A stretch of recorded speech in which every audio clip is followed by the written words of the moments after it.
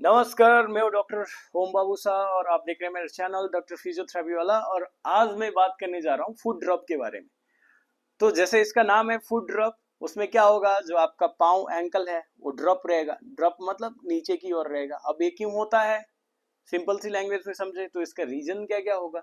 इसका बहुत सारा रीजन है। मेन रीजन है एक कॉमन पेरोनियल नर्व जाता है फुट के नीचे से ऐसे करके।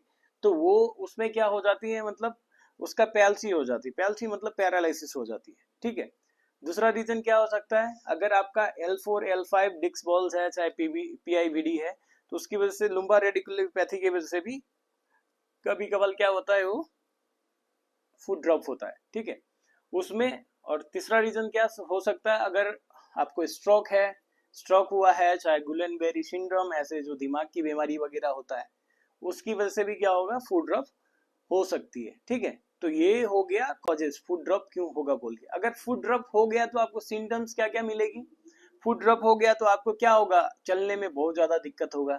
क्योंकि आप जब चलेंगे तो एक साइड का फुट तो ग्राउंड के कांटेक्ट में होगा, दूसरा साइड का फुट ड्रॉप की वजह से क्या होगा, बॉडी वेट नहीं ले पाती है। बॉडी वेट नहीं ले पाएगी तो क्या होगा, चलने में बहुत ही डिफिकल्टी होगा। आप रनिंग नहीं कर सकते हो, सीढ़ी नहीं चल सकते हो। अब चलते चलते आप ऐसे जैसे एंकल स्प्रेन होके मोच आ गई वैसे होगा, ये सारी चीज होगी। ठीक है। तो ये हो गया आपका सिम्टम्स। तो अब इसको ठीक कैसे करेंगे। तो ठीक करने का बहुत सारा वो है। तो नॉर्मली पहले मैं एक्सप्लेन करता हूँ, फिर आपको मैं डेमोस्ट्रेशंस भी दिखाऊंगा। तो इसमें क्या होता है, फुट ड्रॉप में डिफरेंट डिफरेंट फिजियोथेरेपिकल अप्रोच है। फिजियोथेरेपी का डिफरेंट डिफरेंट टेक्निक्स होता है। एक तो हो गया एक्सरसाइज थेरेपी, जो मेन पार्ट है इसका। 80% 90% रिकवरी एक्सरसाइज थेरेपी से ही होता है इसमें। और उसके साथ साथ 10% पार्ट में इलेक्ट्रिकल स्टिमुलेशन हम देते हैं। ठीक है, वो हो गया। और कभी कभार क्या होता है, जैसे लुम्बार रेडिकुलोपैथी है, उसके साथ साथ हम क्या करते हैं, बस नीचे का फुट ड्रॉप क्यों हो रहा है, क्योंकि लुम्बार में प्रॉब्लम है डिस्क बॉल्स को। तो डिस्क बॉल्स के लिए कंटिन्यूसली थेरेपी देते हैं। ठीक है। तो नॉर्मल ड्यूरेशन इसका कितना होगा ठीक होने के लिए। तो नॉर्मल ड्यूरेशन देखिए, कभी किसी को 2 महीना में भी ठीक हो जाता है, किसी को 6 महीना भी लगता है, किसी को 1 साल भी लग जाता है, किसी को 18 महीना भी लगता है। तो ऐसे करके होता है। कोई फिक्स नहीं है कि इतना दिन में ही ठीक हो जाएगा बोल के। ऑन एन एवरेज ले तो 3 मंथ टू आप 18 मंथ तक ले सकते हैं। ठीक है। इसमें क्या होता है, मेनली जो आपका चार जो नीचे का जो फिंगर होता है, उसमें 5 फिंगर हुआ तो ग्रेटर टो को हटा के बाकी सारा टो का मूवमेंट जल्दी आ जाता है। लेकिन जो ग्रेटर टो है अपना, उसका मूवमेंट आने में काफी टाइम लगती है। ठीक है। जिसका एक्यूट फेज में, सपोज आपको आज ही हुआ फुट ड्रॉप और आप कल से फिजियोथेरेपी स्टार्ट कर दे, विद इन अ मंथ भी ठीक हो जाता है। अगर आप 6 महीना 7 महीना बाद आ रहे हैं तो थोड़ा टाइम लगता है। तो आपको फुट ड्रॉप हुआ, कब हुआ और कितने दिन से बाद आप फिजियोथेरेपी स्टार्ट किए, उस पे होता है। तो अब चलिए मैं दिखाऊंगा कि आपको ये फुट ड्रॉप में कौन कौन सी एक्सरसाइजेस करनी है। ठीक है।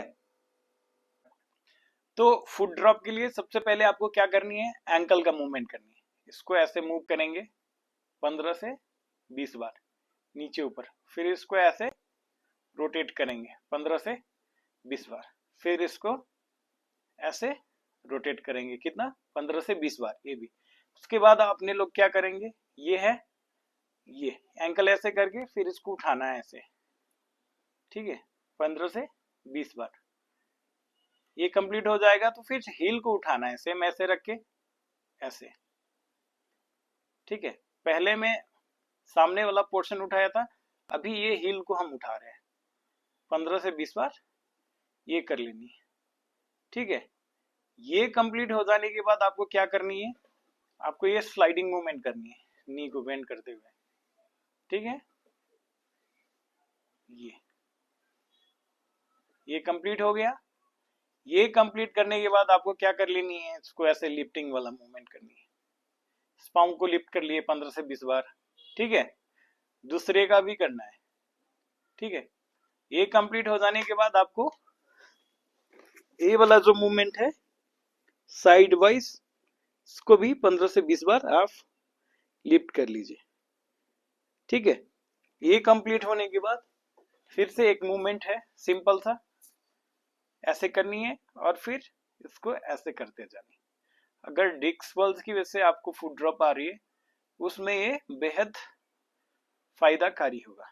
ठीक है, उसके साथ साथ दूसरा एक्सरसाइज क्या करनी है, एंकल को ऐसे कर लिया, अब जो उंगली है, उंगली से ऐसे बेड शीट को खींचना है और होल्ड करना है। ठीक है, 2-3 सेकंड, फिर रिलैक्स करना है, फिर से खींचा, फिर से छोड़ा, फिर से खींचा और फिर से छोड़ा। सेम करनी है दूसरी साइड से भी, खींचा और छोड़ा, ऐसे खींचा और फिर छोड़ा। तो ये था बेड में लेटकर हम कौन कौन सी एक्सरसाइजेस कर सकते हैं।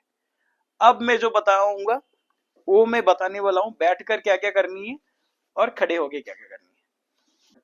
हाँ, अब बट बैठकर क्या करना है, फुट ड्रॉप में सिंपल सी जो एक्सरसाइजेस लेट के की थी सेम चीज, इसको ऐसे उठाना है। ये आप 40-50 बार, जितना बार कर सकते हैं उतना बार करिए।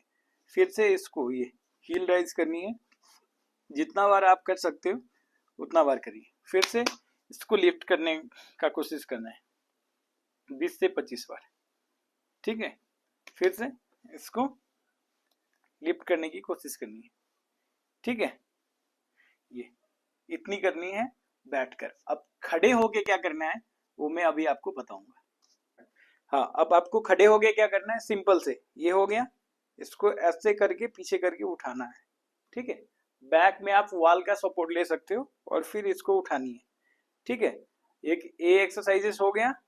दूसरा एक्सरसाइज आपको क्या करनी है, बस खड़े होना है ऑन लेग में। सपोज राइट फुट में है आपका फुट ड्रॉप, तो इसको ऐसे खड़े होनी है पकड़ के। ठीक है, उसके बाद क्या करनी है, अब राइट फुट में फुट ड्रॉप है तो तीसरा एक्सरसाइज क्या करेंगे, राइट फुट को आगे करेंगे और इस पे वेट डालनी है, ऐसे झुकने की कोशिश करनी है और होल्ड करनी है। से झुकेंगे 10 से 20 सेकंड के लिए, होल्ड रखेंगे, फिर पीछे आएंगे, फिर से सेम चीज करेंगे ऐसे। ठीक है, इतना करिए। और इसके साथ साथ हम क्लिनिक में इलेक्ट्रिकल स्टिमुलेशन करते हैं पेशेंट के साथ। ठीक है, और भी डिफरेंट फॉर्म ऑफ एक्सरसाइजेस होता है, लेकिन आपके घर के लिए इतना करेंगे तो ये इनफ है।